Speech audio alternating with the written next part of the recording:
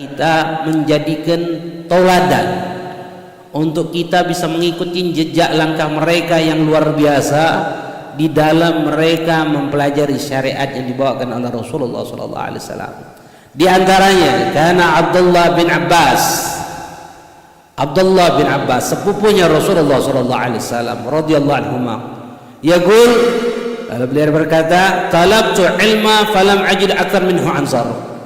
Tidaklah aku temui ilmu kecuali yang paling banyak itu di kaum Ansor. Ini katakan. Jadi Abdullah bin Abbas ini sangat belajar kepada kaum Ansor. Ini katakan. Wa kuntu atar rajul fas'al anhu. Maka beliau menceritakan salah satu cerita yang masyhur. Beliau katakan apa? Ketika aku menemui seseorang, mencari seseorang dari salah satu sahabat kaum Ansor, lalu aku bertanya kepada orang-orang, kemana si fulan? Fayaqulu li na'im, si fulan lagi tidur istirahat di rumahnya. Fa atasawwadu ridai thumma taja'a hatta yahruja ila dhuhri. Maka pada pagi hari itu aku nunggu di depan rumah beliau. Aku bentangkan rida, syalnya dibentangkan oleh beliau, lalu menunggu beliau. Sampai kapan? Sampai waktu zuhur. Dari pagi sampai waktu zuhur. Ini katanya. Wa yaqulu, lalu na'im hatta yakhruja ila dhuhur, sampai dia keluar di waktu zuhur. Ketika dia keluar di waktu zuhur, dia melihat diriku di depan pintu rumahnya. Fa yaqul, "Madza kunta hauna ya ibnu Amir Rasulullah sallallahu alaihi wasallam?" Semenjak kapan kau di sini wahai sepupunya Rasulullah sallallahu alaihi wasallam? Fa aqul, "Mundu zaman tawil." Sudah lama aku nunggu di sini, dari pagi tadi, kata dia. Ini katakan. Fa yaqulu, "Bi'sa ma sana'tu, hala alam jadi." Alangkah jeleknya perilakuku, tidak memuliakan engkau sepupunya Rasulullah SAW. Kenapa kau tidak kasih tahu aku? Kenapa kau tidak kedor pintuku? Ini katakan. Wa arqul aradtu an takhruja ilayya wa qad qadaita hajatak. Ini katakan. Aku pengen kau keluar, kau sudah memenuhi hajatmu sehingga aku tidak mengganggu hajatmu, kata beliau. Masya Allah, memuliakan orang yang mempunyai ilmu. Dalam riwayat lain dikatakan apa? Fa'adu hatta yakhruja la astata bidzalika hadithahu. Dikatakan, aku pengen dia keluar, kata Abdullah bin Abbas, supaya aku mendengarkan riwayat hadis dari dia yang diriwayatkan dari Rasulullah SAW dalam keadaan dia tenang, tidak ada hajat lagi. Dikatakan. Fanzur ila hibr, kata ulama, perhatikan bagaimana hibr ummah, besar dari umat Islam ini, wa muhabbatul ilmi. Sayyidina Abdullah bin Abbas adalah pembesar, punya jasa yang luar biasa terhadap umat Islam. Karena berapa banyak syariat kita yang kita kenal itu melalui riwayat daripada Abdullah bin Abbas, sepupu dari Rasulullah SAW. Walaupun beliau seperti itu kedudukannya, kenapa? Mahabbal ilmu. Dia mempunyai sifat cintanya dia dengan ilmu. Wa ta'zimu, memuliakan ilmu. Wa ahlu, memuliakan orang yang punya ilmu. Wal gharabati fihi, dan sangat menginginkan ilmu. Bayangkan siapa di antara kita yang nunggu depan rumah gurunya dari pagi sampai zuhur hanya untuk mendapatkan ilmu? Siapa di antara kita yang menunggu dengan waktu yang lama hanya untuk mendapatkan ilmu, hanya untuk bisa mendapatkan syariat, hanya untuk bisa memahami syariat yang dibawakan oleh Rasulullah? Siapa? Tidak. Lama dikit besungkan kita dengarnya. Cama ustaz lama dikit lagi gitu. Ini katakan. Nah, ceramah lama dikit sungkan sudah kita orang. Padahal ilmu ini, ikhwan. Bahkan kata Sayyidina Abdullah bin Abbas apa? Dalaltu taliban fa'ajastu matluban. Aku hina ketika aku menuntut ilmu. Fa'ajastu matluban, dan aku menjadi mulia ketika aku dituntut ilmu. Artinya ketika orang menuntut ilmu dari diriku. Masya Allah. Dan ini wajib. Semuanya terjadi seperti itu. Mereka orang yang sekarang ini yang kita perhatikan, para alim ulama yang sekarang ini yang ada saat ini di dunia ini, semuanya ketika mereka menuntut ilmu mereka menghinakan diri mereka di hadapan guru mereka. Mereka khidmat, mereka melayani. Bahkan berapa banyak ulama-ulama di Palembang ini yang anda akan dengarkan kisahnya dari Habib Umar Abdul Aziz bin Abdurrahman bin Syahab. Di antaranya ulama-ulama MUI yang dulu, sekarang salah satu ulama, tak perlu anda sebutkan nama beliau, megang ulama di Palembang, dulunya datang di Ariyat, belajar di ayat tukang apa? Hanya tukang cuci baju, talabah. hanya tukang cuci baju tolabah. Datang ke Ariyat cuma nyuci baju pelajar, bayangkan.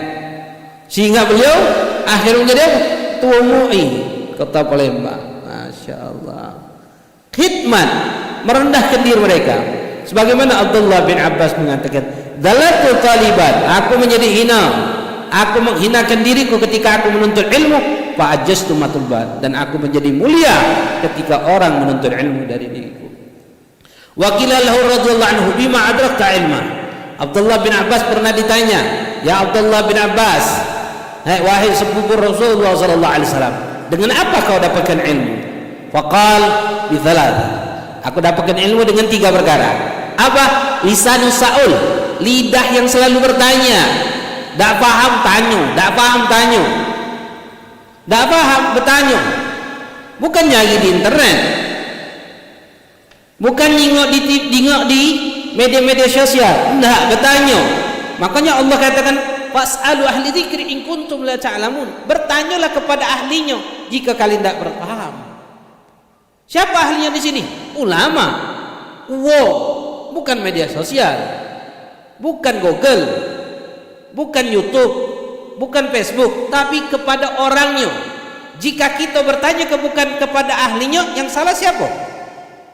Kitanya punya. Kitanya. Kenapa? Karena Allah perintahkan kita untuk selalu bertanya kepada siapa? Ahlinya.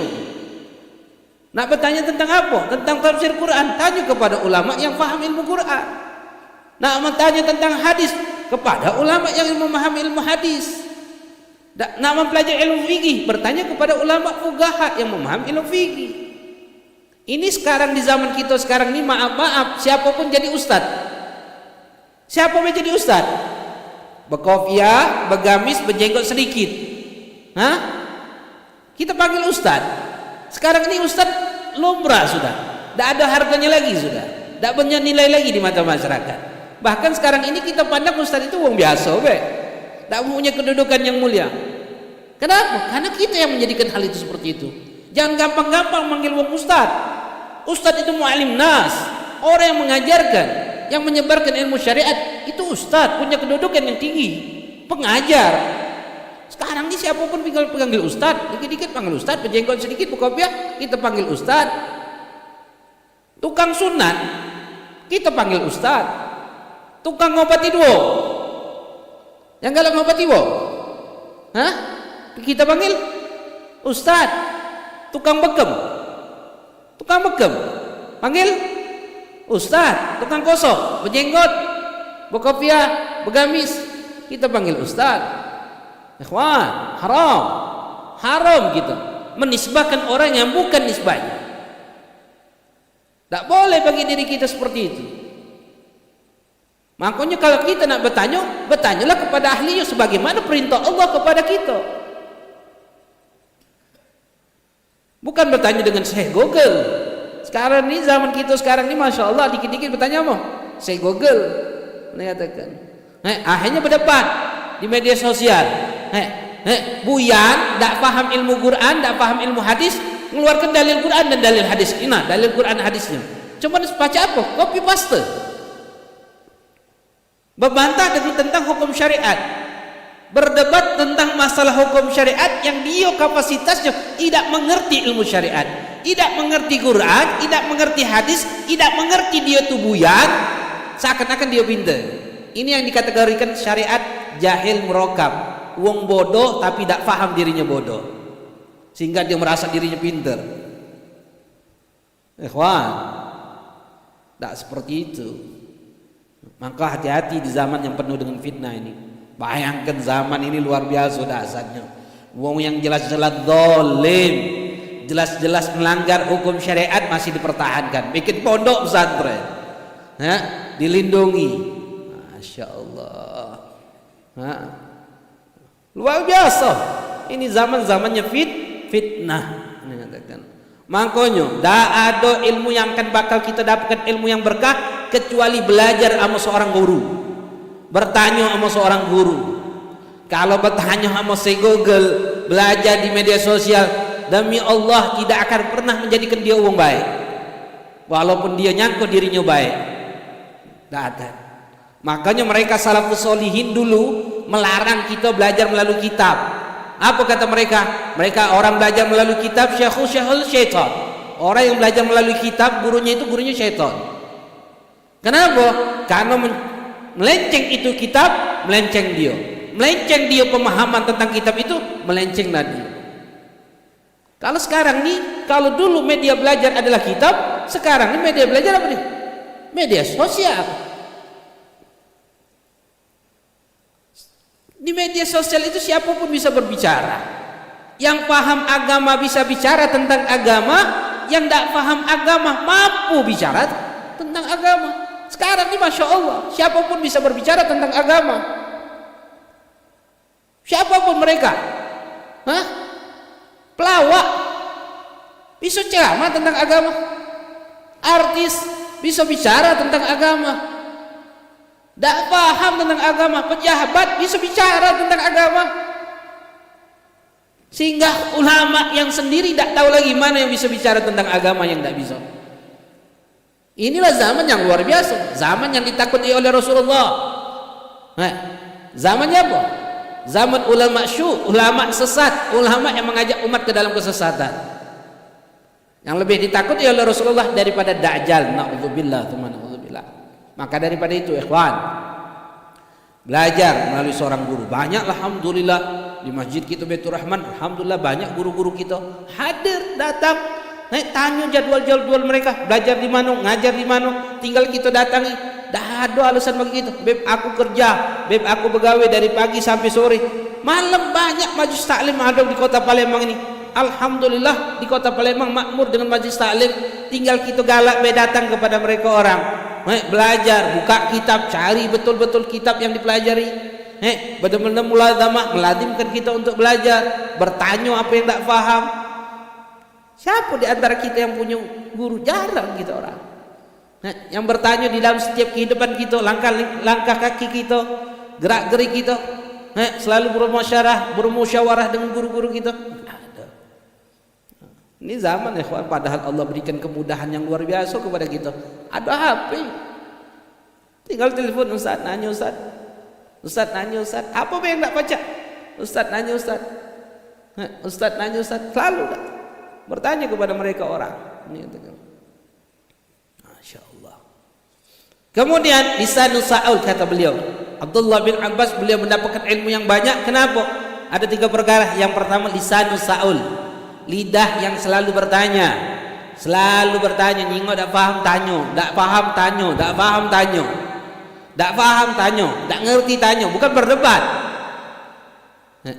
Apalagi masalah agama. Ingat-ingat, kalau kita tak paham agama, lalu ada kawan kita ngajak berdebat masalah agama, omongkan wallahu a'lam, wallahu a'lam.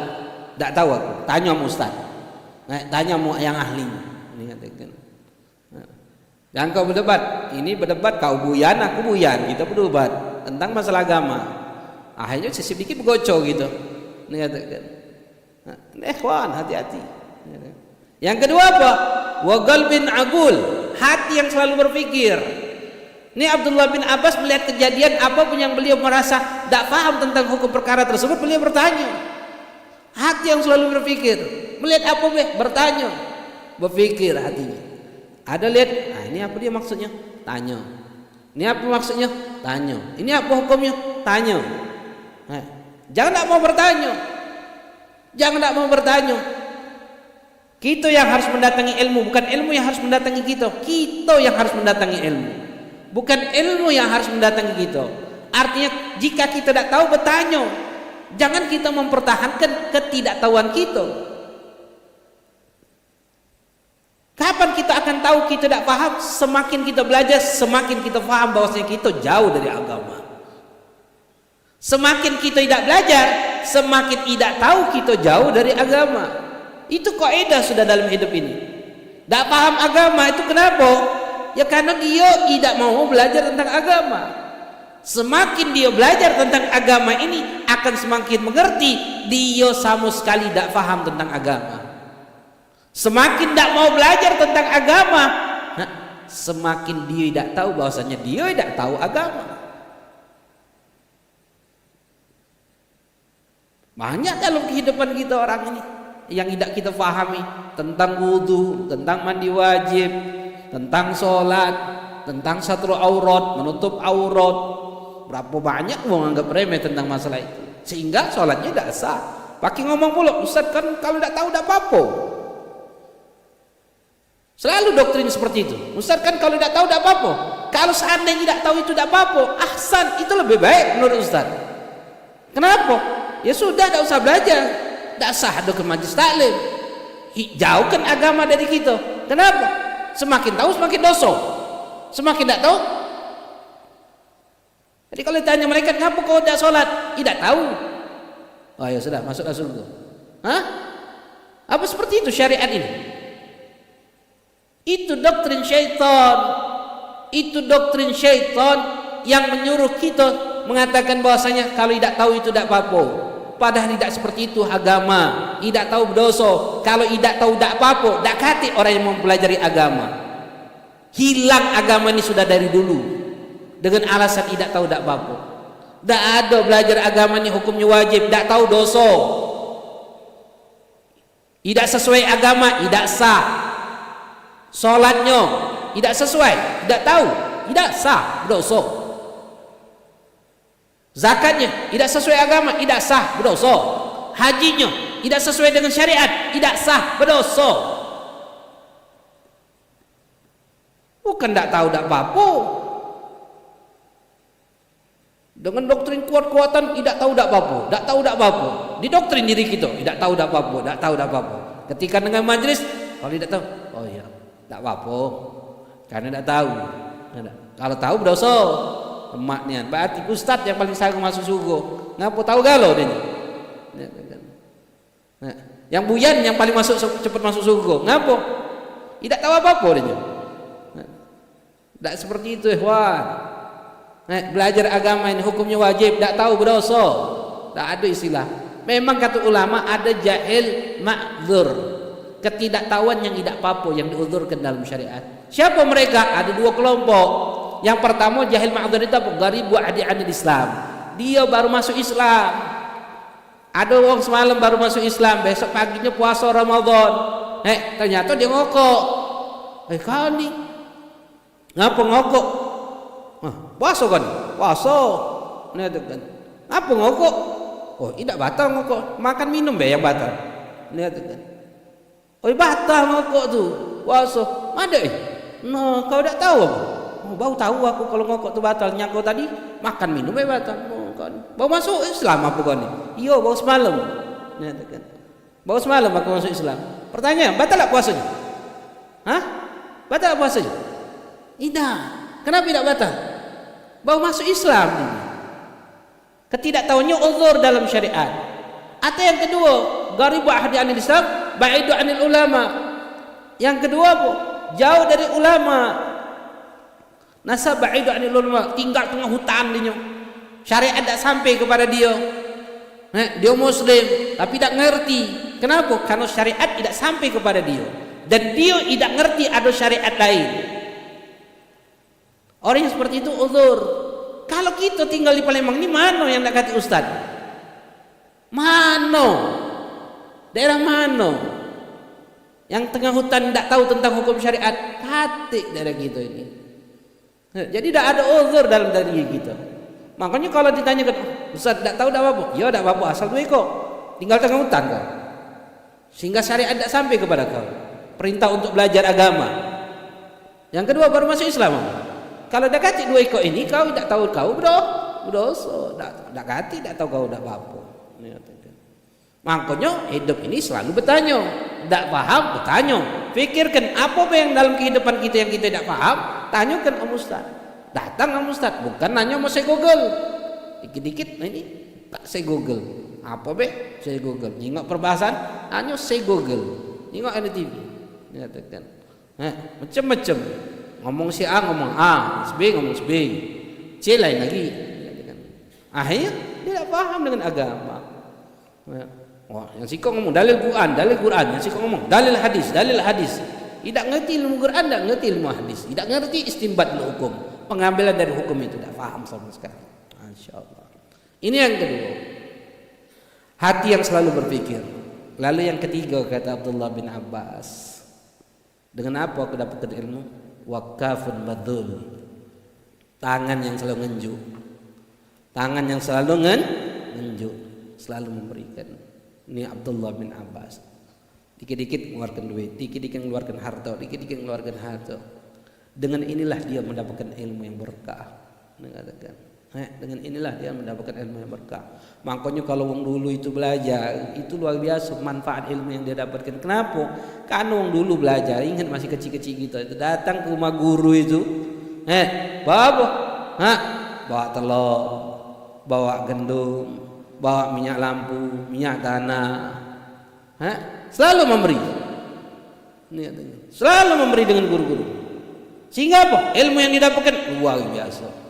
Ilmu yang didapatkan berkahnya luar biasa.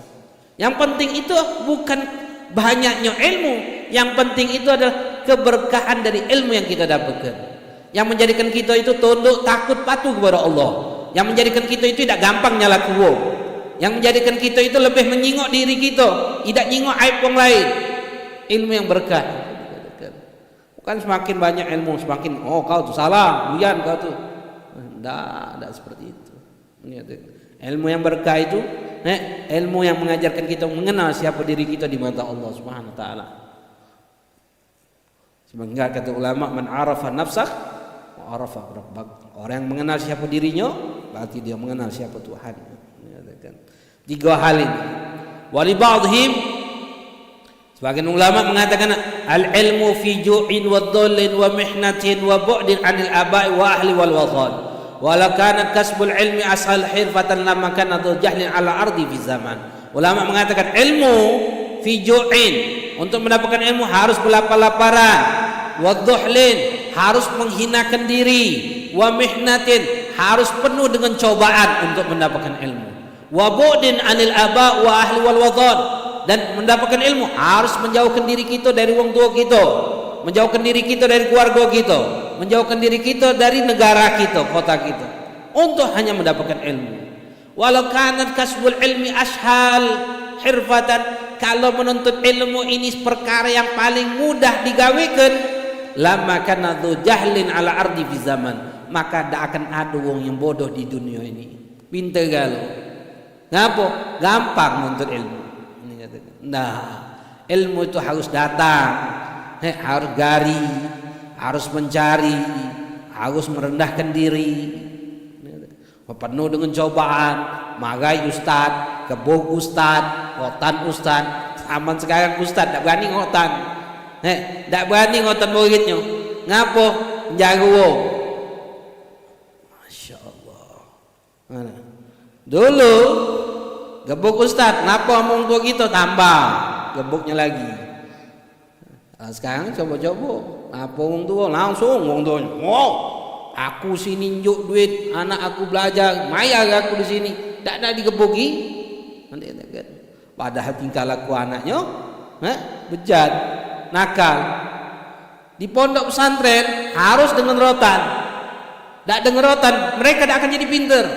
Budak pondok disuruh, terserahlah kamu nak belajar apa tidak belajar mereka. Kalau disuruh, nah tidak belajar otak, belajar mereka orang. Ini dah bahawa sabar digebuk ustaz. Makanya ada di prinsip di pondok itu apa? Apapun perintah ustaz, apa jawabnya? Ahsantum ya ustaz. Perintah apapun oleh ustaz diperintahkan ahsantum ya ustaz. Kau yang terbaik wahai ustaz. You are the best sir. Kau yang terbaik. Gebuk ustaz, apa jawabnya? Ahsantum ya ustaz. Tak ada rasa marah, benci dan segala macam, tak ada. Dulu anak ingat ketika anak belajar di pondok, anak tak faham bahasa Arab ketika di Hadramaut Yaman, di Tarim, di kota Tarim, di Rubat Tarim. Ketika anak tak faham, tak tahu apa-apa anak, tak perlu ngerti bahasa Arab pada saat itu. Anak punya guru Marayana,